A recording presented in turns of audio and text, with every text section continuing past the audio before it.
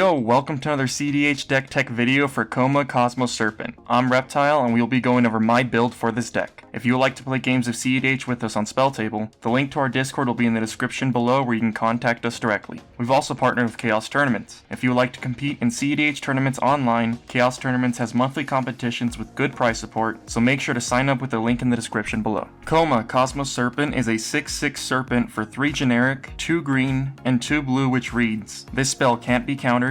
At the beginning of each upkeep, create a 3/3 blue Serpent creature token named Koma's Coil, sacrifice another Serpent, choose one. Tap target permanent, its activated abilities can't be activated this turn, and Koma Cosmo Serpent gains indestructible until end of turn. This deck's main focus is to ramp towards casting Koma within the few first turns, while also controlling our opponents through stax pieces and counterspells. The deck relies heavily on our commander and the Koma's Coils to win through combat, and reaching this point earlier in the game reduces the amount of time necessary to kill our opponents. Synergies focused around Koma's Coils in the form of ETB triggers every turn also allow us to gain further value from our commander. The mid game is much more subjective and requires us to adapt and search for certain silver bullets to slow the table down. Mana production is key to ensuring we're able to cast Koma consistently. Most creatures in the deck comprise of 1 to 3 mana value dorks such as Birds of Paradise, Somberwald Sage, and many elves. Mana artifacts are necessary for our deck, and hands comprising of interaction and fast mana including Mana Crypt, Jewel Lotus, and Mana Vault provide a large tempo swing early on which we can abuse to pressure our opponent's life totals and control the activated abilities of permanents. The deck also includes 29 lands, most of which provide color fixing for our commander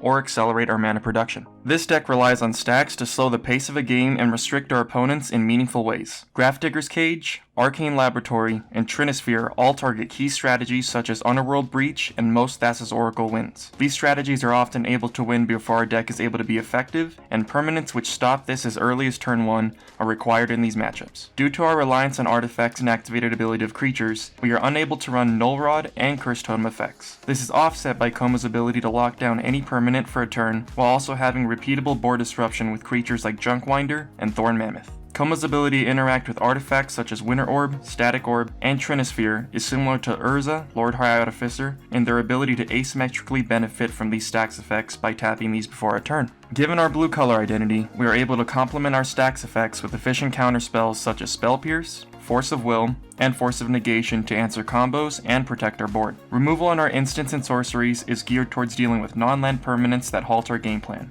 Bounce spells are not consistent removal, but allow us to target a wide range of permanents, with Whelming Wave being more niche but complements our deck perfectly. Tutors comprise the remaining instants and sorceries and allow us to search for creatures, artifacts, and other instants and sorceries. Our commander does not provide any inherent mana or card advantage, and both must be supplemented by our deck to run efficiently. Mana advantage is well covered, and the deck runs staples in Mystic Remora, Rhystic Study, and the One Ring to provide us reliable card advantage. Our commander's ability to generate a creature token each upkeep allows us to abuse enchantments such as Cream of the Crop and Elemental Bond to draw cards each turn at no mana cost. By doing so, we are able to both draw cards and utilize the mana we save to cast these cards. Combat damage under a stagnant board will be our primary method of winning games, and increasing the number of Koma's Coils we generate each turn drastically improves the speed of this strategy. Cloning effects in Sakashima of 1,000 Faces and Helm of the Host give us multiple copies of Koma and increase the tokens we generate each turn concurrently, while Adrix and Nev, Twincasters, double all token generation. Outside of this, Kinnan Bonner Prodigy and Basalt Monolith provide us infinite colorless mana, which we may filter into an outlet such as Thrasios Trident Hero to win the game immediately. Thank you for watching MTG Basics deck tech video for Koma, Cosmo, Serpent. If you would like to see this deck in action, be sure to look out for the companion gameplay video showcasing this deck alongside others. If you have any suggestions for this deck or style of video,